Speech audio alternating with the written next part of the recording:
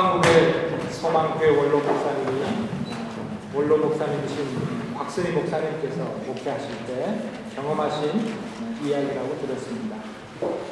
목사님께서 어느 가정에 신방을 가셨는데 달력에 빨간색으로 동그라미가 빽빽하게 그려져 있었다고 합니다. 목사님이 물었습니다. 저게 뭡니까? 대답하기를 아버지께서 술 마시고 들어온답니다. 아버지가 술에 만취해서 들어오면 정말 시끄럽고 그래서 제발 술 마시고 들어오지 않았으면 좋겠다 하는 간절한 마음으로 동그라미를 그렸다고 하는 것입니다. 그러나 다행인 것은 아들 셋은 모두 열심히 신앙생활을 하고 있었습니다. 그 아버지께서 임종하실 때 곽순희 목사님께도 함께 참석하셨는데 아버지가 세상을 떠나시면서 아들들에게 이렇게 유언했다고 합니다. 내 한마디 할 테니 잘 들으라. 술 먹지 마라. 그 유언 한마디를 하시고 돌아가셨습니다.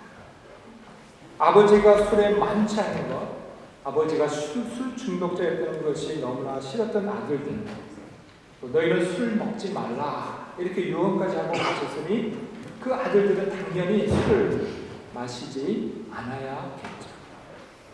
그런데 어느 날 비가 오는 날이었는데 곽순희 목사님 집 문을 두드리는 사람이 있어서 나가보았더니 그 집 큰 아들이 비를 맞으면서 서 있었다고 합니다.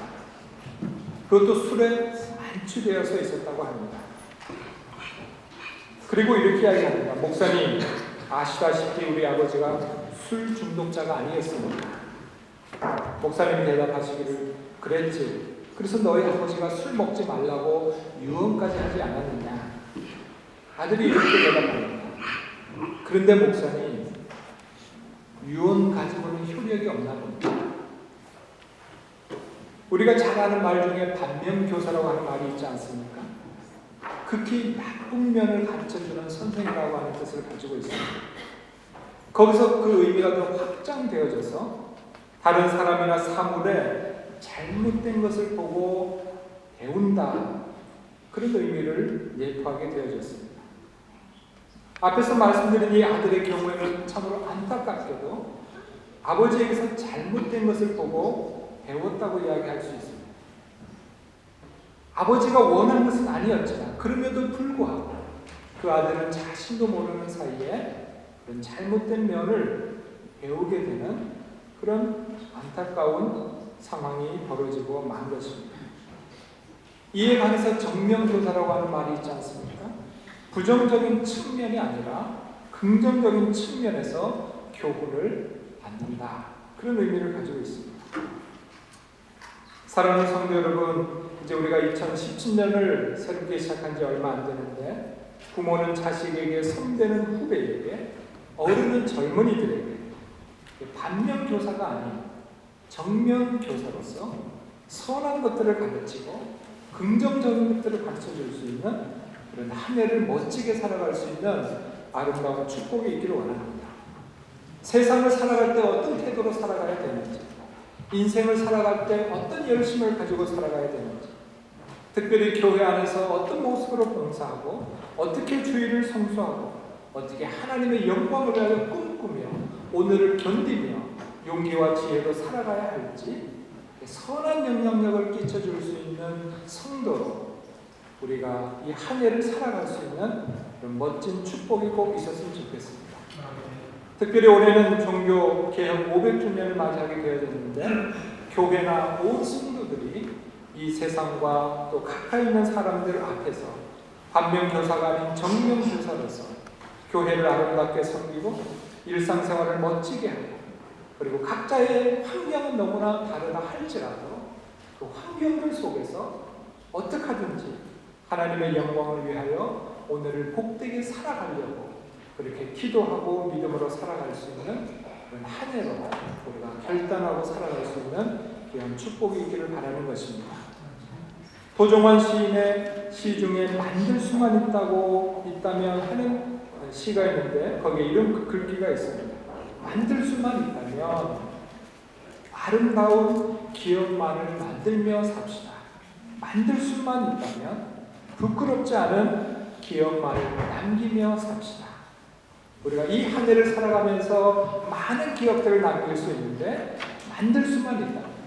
나 때문에 누군가 기쁨을 누리고 예수를 만나 구원을 받고 나 때문에 교회를 더 기뻐하고 다시 한번 용기와 지혜로 살아가는 그런 선한 영을 끼치는 그런 많은 기억들로 올 한 해를 마감할 수 있는 그런 축복이 꼭 있었으면 좋겠습니다. 그런 기대와 꿈을 가지고 이 한 해를 저와 여러분 우리 교회가 살아갈 수 있기를 주님의 이름으로 축원합니다. 오늘 본문 29절을 보면 사도 바울은 이렇게 말씀하죠. 오늘 내 말을 듣는 모든 사람도 다 이렇게 결박된 것 외에는 나와 같이 되기를 하나님께 원하나이다 하니라. 복음을 전하다가 감옥에 갇힌 것, 그것을 제외하고는 정말 나처럼 예수님 믿었으면 좋겠습니다. 그런 의미로 우리가 받아들일 수 있습니다. 오늘 본문을 살펴보면 사도 바울은 적어도 세 가지 면에 있어서 자신처럼 예수를 믿기를 소망하는 것을 보게 되어집니다. 첫 번째는 예수를 믿되 적당히 믿지 말라는 것입니다. 예수를 믿되 완벽하게, 좀 거칠게 하면 미치게 믿으라, 그렇게 이야기하고 있습니다. 사도 바울은 유대인들의 시기로 인하여 죄 없이 붙잡힌 이후에 6번째 법정 앞에 서게 되어집니다. 그리고 그대로 끌려가면 로마에서 사형을 당하게 되어지지만 감사하게도 오늘 사도행전 26장 1절을 보면 아그리파 왕이 사도 바울에게 자신을 보호할 수 있는 변론의 기회를 주는 것을 볼 수가 있습니다. 그때 사도 바울은 자기의 죄 없음을 완벽하게 증명하고 그리고 해방될 수 있는 절호의 기회를 맞이할 수 있을 것입니다.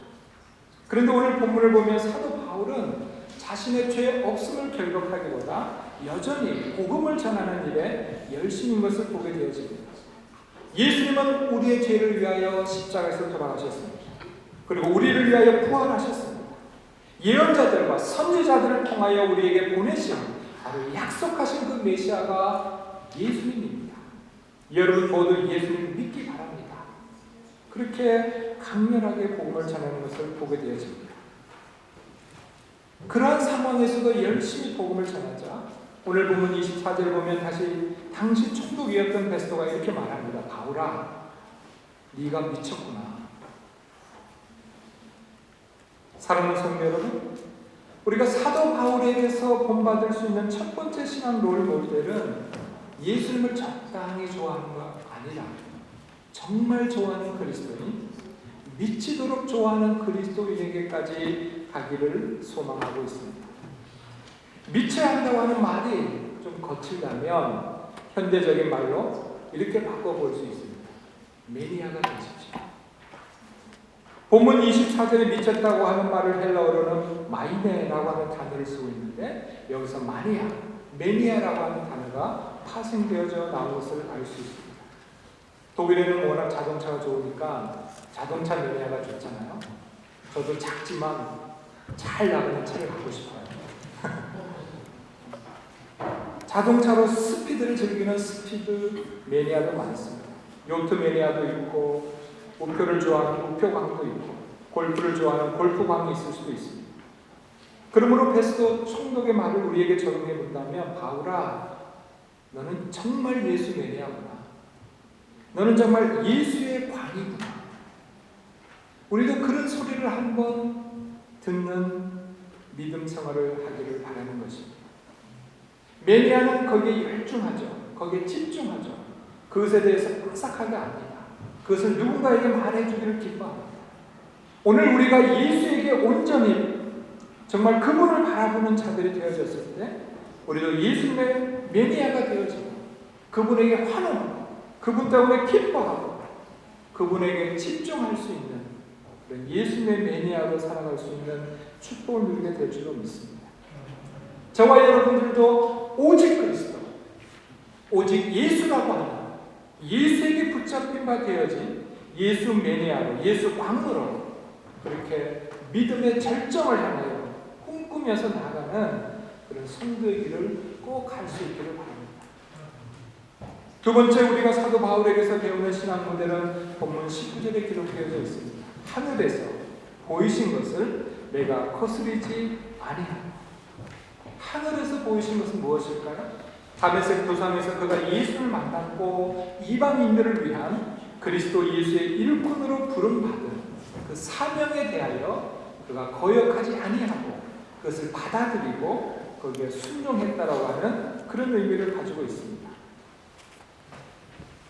사랑하는 성도 여러분, 우리도 주님의 부르심에, 주님의 말씀에 기꺼이 순종하는 축복이 있어야 하겠습니다.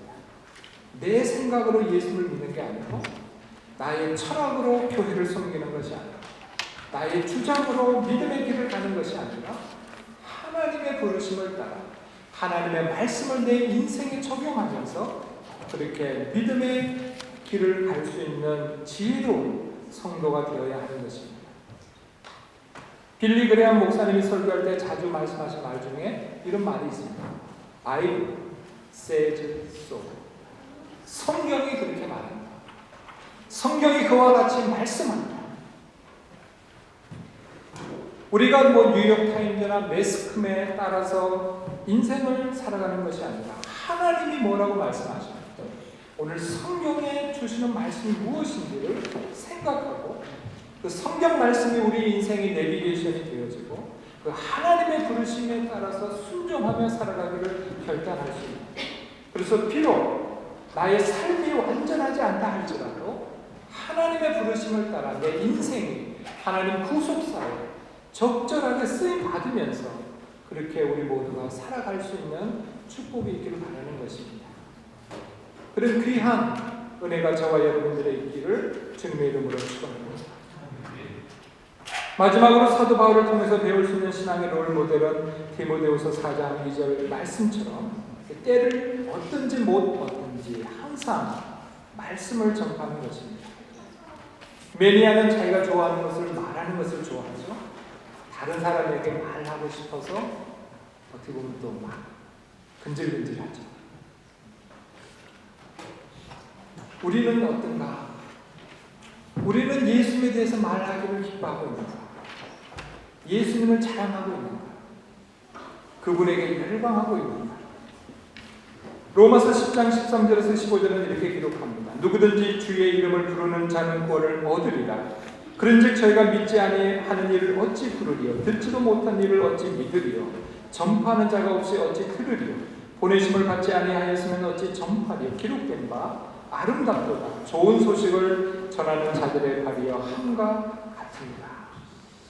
저는 가끔 이 사도 바울을 생각하면 사도 바울이 부러울 때가 있어요.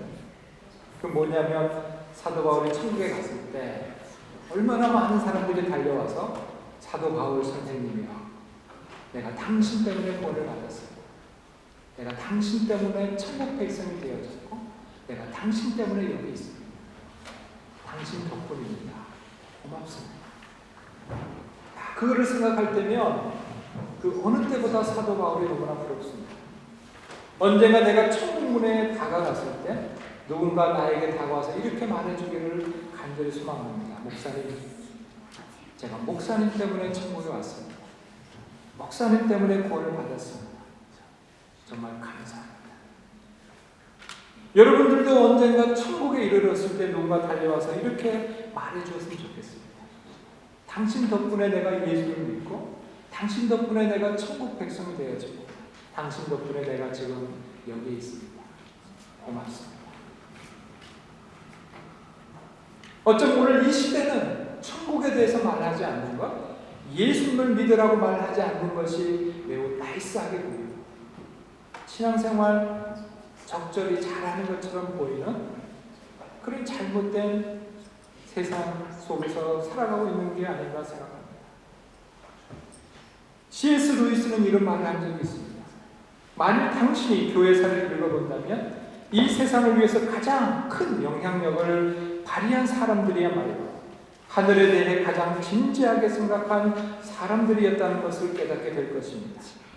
로마 제국을 뒤엎어 회개시켜 기독교 국가로 만든 사도들, 중세를 건설한 믿음의 위인들, 노예 제도를 철폐한 영국의 복음 전도자들, 이들 모두가 이 땅에 뚜렷한 발자국을 남기게 된 것은 그들의 마음이 천국을 지향하고 있었기 때문입니다.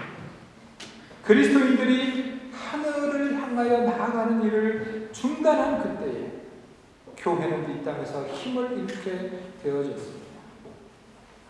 사랑하는 성도 여러분, 우리의 본향을 향한 천국을 바라보는 믿음이 분명하기 원합니다. 그게 확실하여야 우리가 이 땅에서 살아가지만 이 땅에 영원한 소망을 두지 아니하고 다른 믿음의 길을 갈 수 있기 때문에 그렇습니다. 그래야 아직도 불의가 판치는 이 세상을 향하여 참된 소리를 발할 수 있고 빛과 소금으로 살아갈 수 있는 저와 여러분들이 될 수 있기 때문에 그렇습니다. 그래야 우리 다음 세대가 더 건강한 사회 속에서 살아갈 수 있기 때문에 그렇습니다.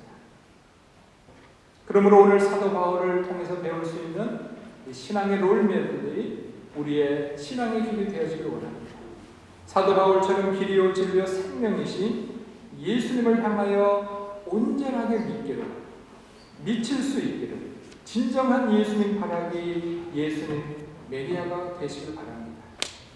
사도 바울이 하늘의 부르심에 순종하였던 것처럼 저와 여러분들도 각자가 살아가는 삶의 현장에서 무엇으로 어떻게 하며 하나님 앞에 영광을 돌려야 할지 기도하고 그 일을 감당할 수 있는 축복이 있기를 바랍니다. 사도 바울처럼 복음을 전하고 예수님을 전하면서 한 사람에게라도 더 구원의 진리를 선포하고 그가 천국 백성으로 살아갈 수 있도록 담대하게 복음을 전할 수 있는 그런 은혜가 꼭 있길 바랍니다. 그리고 언젠가 당신 때문에 내가 예수를 믿고 구원을 받았습니다. 천국에 있습니다. 감사합니다. 그 한마디를 듣고 나눌 수 있는 그런 아름다운 축복이 있기를 주님의 이름으로 축원합니다. 기도하겠습니다. 하나님,